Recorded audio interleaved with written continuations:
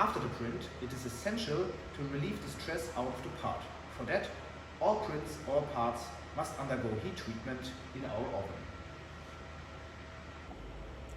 First, we put our parts into the protective gas box, where the parts can undergo heat treatment with a constant flow of inert gas.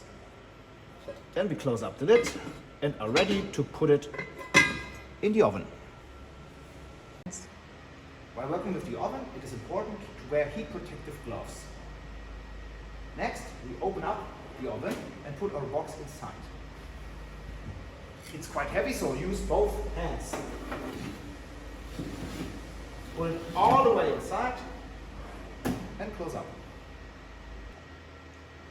Now we have to activate the power switch for the oven and wait for the UI to load.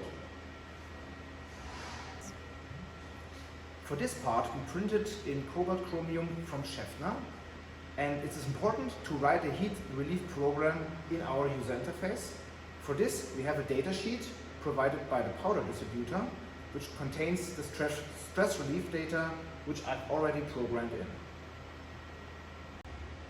The protective gas box is connected to an argon bottle, which will provide the necessary inert gas.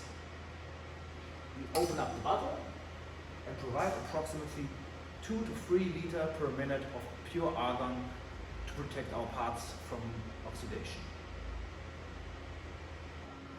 Now comes the easy part. We load our program, select Schaeffner, confirm it, start now, no delay, and press start.